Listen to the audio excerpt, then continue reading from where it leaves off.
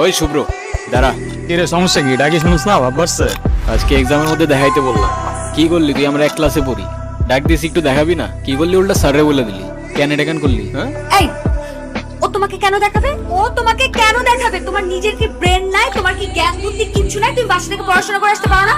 তুমি চুপ থাকো, আমি তোমার সাথে কথা বলতেছি। ও কেন চুপ থাকবে? আর ও তো ঠিকই বলছে, তুই বাসা থেকে লেখাপড়া করে আসতে পারস না। তুই কিন্তু মুখে মুখে কথা বলতেছিস। হ্যাঁ করতেছি তো, কি হয়েছে? কি করবি তুই? কি করবো না? আরে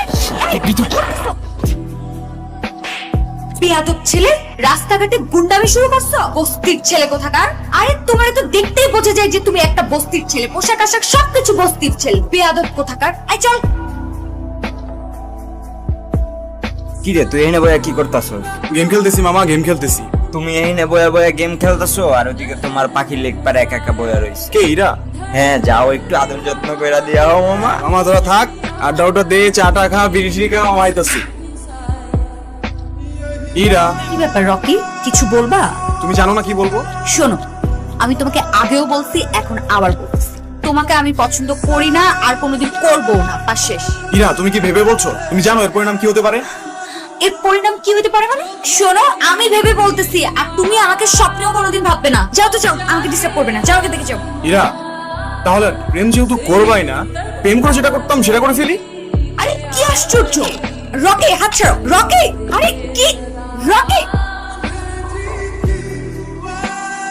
ওই তোর সাহস কত?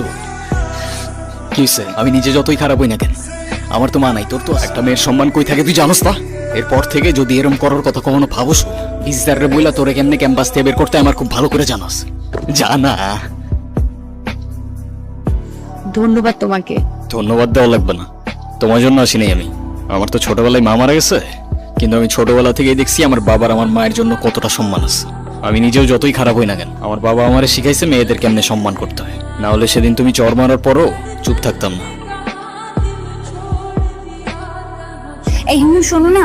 কি হয়েছে? তুমি আমার রাস্তা আটকাচ্ছ কেন? তোমার সাথে আমার কোনো কথা নাই। আচ্ছা, তুমি এরকম রেগে যাচ্ছ কেন? সেদিনের ব্যবহারের জন্য আমি এক্সট্রিমলি সরি। সরি? তুমি আমার কাছে মাপ চাচ্ছ কেন? তুমি কোনো দোষ করছো? এই শরৎ তোমার সাথে কোনো কথা বলার ইচ্ছা নাই আমার। আরে শোনো না, প্লিজ আমাকে এবারের মতো ক্ষমা করে দাও। আমি না না বুঝে ভুল করে ফেলেছি। সরি বললাম তো, সরি। আচ্ছা ঠিক আছে, মাফ করলাম। আচ্ছা ঠিক আছে, তাহলে আমরা এখন ফ্রেন্ডস। আচ্ছা ফ্রেন্ডস। আমরা যখন ফ্রেন্ডস হয়ে গেলাম, তাহলে আমার একটা শর্ত আছে। কি শর্ত?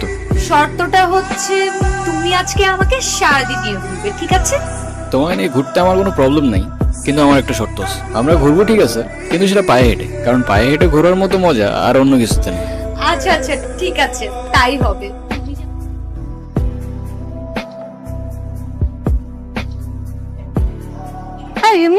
তুমি বাদামের খোসা সহ কেন খাচ্ছ? বাদামের খোসা ছাড়াইতে আমার কাছে ঝামেলা মনে হয়, আর এমনিও এভাবে বাদাম খাওয়ার মধ্যে আলাদা একটা ফ্লেভার আছে। তাই না?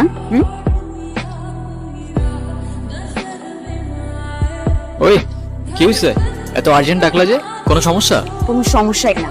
আমার ভাই শাফিন আছে না, হ্যাঁ। শাফিনের বার্থডে, ওর জন্য কিছু কেনাকাটা চল। তোমার আবার ভাই আসলো থেকে?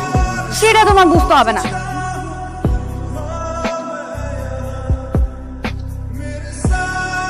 এই হিমু, তোমার এই যে চুলগুলো, এগুলো যে এত এলোমেলো অগোছালো, সবসময় দেখলে একদম তোমাকে পাগলের মতো লাগে। লোকজন কি ভাবে বলো তো?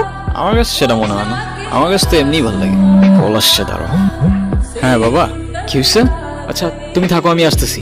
এ মামা রাখেন তো একটু। এরা আমার না মনে হয় এখন যাওয়া উচিত, বাবার শরীরটা খারাপ। উচিত মানে কি? এক্ষুনি যাবে, যাও যাও যাও, তাড়াতাড়ি যাও। আচ্ছা তুমি সাবধানে যাও তাহলে। আচ্ছা এই এটা ধরো। এগুলো কেন? এগুলো তোমার জন্য কিনেছি। আমার মানে? তোমার জন্য মানে এগুলো আমি তোমার জন্যই কিনেছি। নিজে থেকে তো কখনো কিছু কিনবে না, থাকবে পাগলের মতো অগোছালো। এখন থেকে তোমাকে গুছিয়ে দেওয়ার দায়িত্বটা আমি নিলাম। হায় রে, তুমিও না পারো। আচ্ছা তুমি সাবধানে যাও। এই মামা চলেন। হ্যালো হিমো, গুড মর্নিং। কি ব্যাপার, এত সকাল সকাল কল দিছো কেন? এটা এত সকাল? সকালে কোনোদিন ঘুম থেকে উঠেছেন আপনি? এটা এত সকাল না, সকাল 9টা বাজে। 10টার দিকে আমাদের ক্লাস শুরু হয়ে যায়। আরে আমি কখনো টাইম মতো ক্লাসে গেছি নাকি? সেটাই, সময় মতো ক্লাসে যাননি, কিন্তু এখন থেকে প্রত্যেকটা দিনই সময় মতো ক্লাসে যাবেন। আমি বলেছি তাই। সরি, পারবো না। পারবে না? আচ্ছা ঠিক আছে, তোমার পারা লাগবে না। আজকের পর থেকে তুমি আমার সাথে আর কোনো কথা বলবে না, আমিও তোমার সাথে কথা বলবো না। রাখছি, বাই।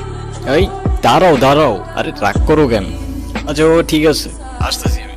শোনো, এমনি এমনি আসলে কিন্তু হবে না। কালকে তোমাকে আমি যা যা কিনে দিয়েছি ওগুলো পরে পরিপাটি হয়ে তারপরে আসবে, ঠিক আছে? আচ্ছা ঠিক আছে।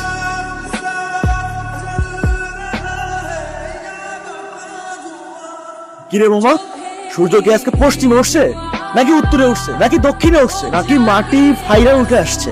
আমি তো কিচ্ছু বুঝতেছি না। যে কিনা ঠিক মতো কখনো ক্যাম্পাসে আসে না, সে আজকে ক্লাস টাইমের আগে ক্যাম্পাসে এসে হাজির। মানে কিছু বুঝতেছি না আমি। তোর এই জাদুর রহস্যটা কি মামা, বলতো আমারে? আছে এক জাদুকর, যে তার রহস্যময় জাদু দিয়ে চেঞ্জ করে বলছে আমাকে।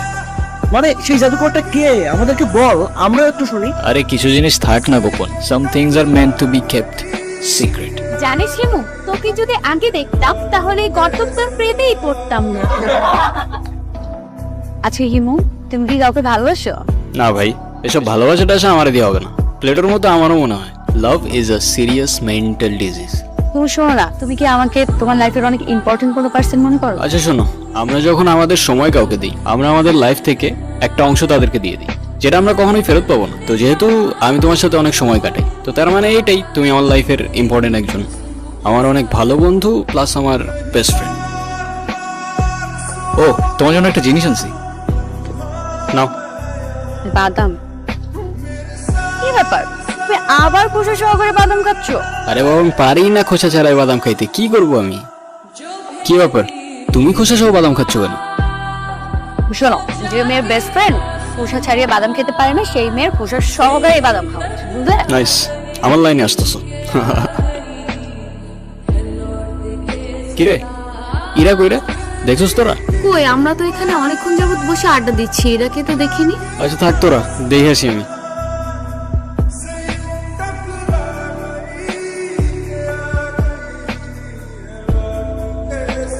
হ্যালো হিমু। আমি এতদিন তোমাকে কতগুলো কল দিছি, কল ধরো নাই কেন? কি হয়েছে তোমার? আরে তোমাকে আমি সব বলবো। তোমাকে একটা গুড নিউজ দেওয়ার আছে। আগামীকাল সন্ধ্যায় দেখা করতে পারবে? হ্যাঁ পারবো, আমারও তোমাকে অনেকগুলো কথা বলার আছে, কিন্তু কোথায় দেখা করতে আসবো? কোথায় দেখা করতে হবে টেক্সট করে জানিয়ে দেবো। আজ রাখি তাহলে, আগামীকাল দেখা হচ্ছে। আচ্ছা, এতদিন কোথায় ছিলা তুমি? তোমাকে আমি পাগলের মতো বুঝছি কয়দিন। হিমু, মাঝে মাঝে কিন্তু হারিয়ে যাওয়া আমদান্ত কিছু না, ভালো। তো তুমি আমাকে পাগলের মতো কেন খুঁজছিলে? আছে কিছু কারণ। আরে কি কারণ বলবা তো বাবা। আচ্ছা এত লুকোচুরি করে কি আছে? আমারটা বাদ দাও, তুমি না বললা কি একটা গুড নিউজ আছে, ওটা বলো। আছে একটা কারণ, শেষ কথাটা না হয় শেষেই বললাম। শেষের কথা মানে বুঝলাম না। তোমার বুঝতে হবে না, বলো তুমি যেটা বলতে চাই তুমি বলো। আমি তোমাকে ভালোবাসি ইরা। ভালোবাসি মানে? হ্যাঁ ইরা, আমি তোমাকে ভালোবাসি। সেই ছন্ন ছাড়া হিমু আজকের হিমুতে পরিবর্তন হয়েছে শুধুমাত্র তোমাকে ভালোবাসি বলে। হিমুর জীবনে ইরা না আসলে এই জীবন কখনো পসিবলই হইতো না। এতদিন আমি কিছু বলতে পারিনি ভয়ে যে আমাদের ফ্রেন্ডশিপটা নষ্ট না হয়ে যায়, কিন্তু আমি আর পারতেছি না ইরা। আমাকে ভুল বুঝো না তুমি, আমি শুধু আমাকে পরিবর্তন না, তোমার জন্য যে কোনো কিছু করতে পারি। I love you Ira. দেখো ইমো, আমি তোমাকে আমার ফ্রেন্ড ছাড়া কখনোই কিছু ভাবিনি। আরে আমরা একসাথে ঘুরতাম, আড্ডা দিতাম, আমরা অনেক বেশি ফ্রি ছিলাম। দেখো এটা না যে আমি তোমাকে ভালোবাসতাম। আর তাছাড়া ইমো, আমার বিয়ে ঠিক হয়ে গেছে, আর এই কথাটাই আমি তোমাকে বলতে এসেছি। আরেকটা কথা, আজকের পর থেকে আর কোনো দিন তুমি আমার লাইফে ব্যাঘাত ঘটাবে না। আমাদের আর কোনোদিন দেখা হবে না, এটাই আমাদের শেষ দেখা। ভালো থেকো।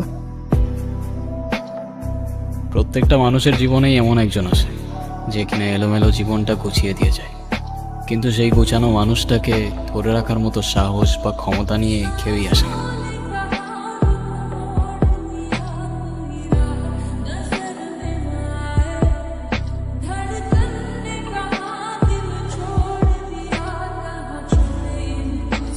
কি ব্যাপার, ওদিকে তাকিয়ে কি দেখছো? এটা একটু ধরো তো। কি এটা? বাদাম। রাস্তায় আসার সময় হঠাৎ করে দেখলাম রাস্তায় একজন বাদাম বিক্রি করছে। বাদাম তো তোমার ভীষণ পছন্দ, তাই নিয়ে আসলাম। দাও, খোসা ছেড়ে দিই। ও সরি, আমি তো ভুলেই গিয়েছিলাম তুমি তো খোসা সহ বাদাম খেতে পছন্দ। আজকে 3 বছর হয়ে গেছে আমাদের বিয়ে, কিন্তু আমি এখন পর্যন্ত বুঝতে পারলাম না তুমি খোসা সহ বাদামে এমন কি খুঁজে পাও। ভালোবাসা। ভালোবাসা? আমি না মাঝে মাঝে তোমার এসব কঠিন কঠিন কথা একদমই বুঝি না। ড্রাইভার চলো। সেদিন অনেক দেরি করে ফেলেছিলে হিমু, আমিও যে তোমাকে অনেক ভালোবাসতাম। যেদিন শেষবারের মতো তুমি আমি পার্কে বসে খুশি সহ বাদাম খেয়েছিলাম, সেদিন বাসায় গিয়ে দেখি পাত্রপক্ষ আমাকে দেখতে এসেছে। আমার বাবা অনেক অসুস্থ হয়ে পড়েছিল হঠাৎ। তার শেষ ইচ্ছে ছিল নিজের হাতে আমাকে বিয়ে দিয়ে যাবেন, কিন্তু তোমার আমার মধ্যে তো তখনও কিছু ছিল না যে আমি বাবাকে বলবো। আমার বাবা তাদের কথা দিয়ে ফেলেছিলেন। আমি জানতাম না যে তুমিও আমাকে ভালোবাসো।